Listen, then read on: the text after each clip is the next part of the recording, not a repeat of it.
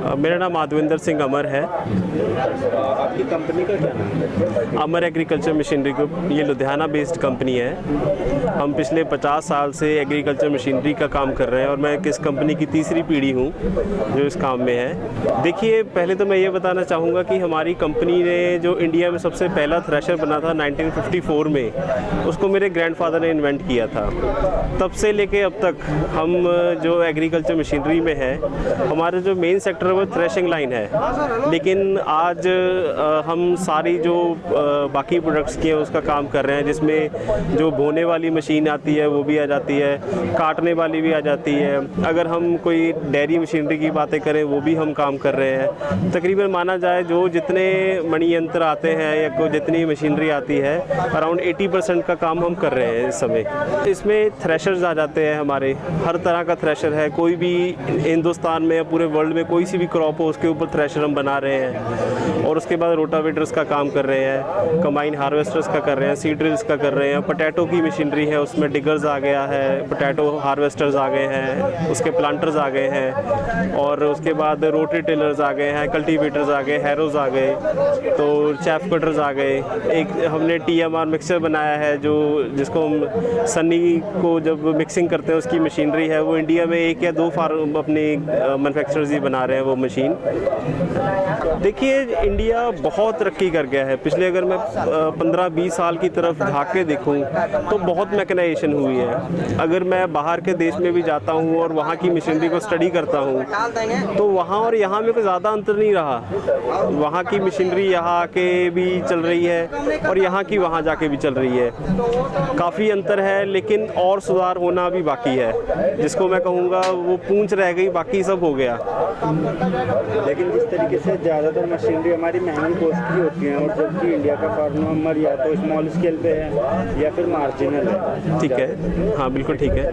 तो कैसे वो अफोर्ड कर पाता है, इस बारे में आपको क्या कहना है? देखिए, इसमें 2 चीज़ें होती हैं। एक तो सरकार बहुत मदद करती है सब्सिडी के रूप में, और दूसरा जो ऐसे मेले होते हैं ये बहुत सहायी होते हैं किसान के। यहाँ पे जैसे हमने भी इस मेले के ऊपर कुछ स्कीम्स लगा रखी हैं जो फार्मर के लिए लाभदायक होती हैं। जैसे किसी को कोई फ़ोन गिफ्ट कर दिया या किसी को कोई कैश डिस्काउंट कर दिया, वो तो हर चीज़ उसमें लाभदायक है। सब्सिडी में ऐसा है कि कई चीज़ों पर तो 50% सब्सिडी सरकार उपलब्ध करवा रही है, कई चीज़ों पे 70% है, कईयों पे 30% है।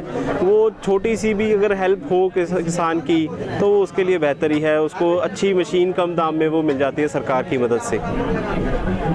सर, मुझे ये बताइए, जब हम मार्केट में आते हैं एग्रीकल्चर का कोई भी मार्केट हो, लेकिन कंपटीशन हर जगह है, तो आप कैसे सर्वाइव करते हैं? गुणवत्ता के बेस पे या फिर अपने प्रोडक्ट की क्वांटिटी के बेस पे? मतलब क्या बेस है जिससे आप साबित करते हैं कि हाँ, हमारे कंपनी के प्रोडक्ट इसलिए अच्छे हैं किसानों के लिए? देखिए सर, क्वालिटी तो मैटर करती है, अगर क्वालिटी में चीज़ करेंगे, लेकिन सबसे बड़ी मैं बात कहूँगा किसान है।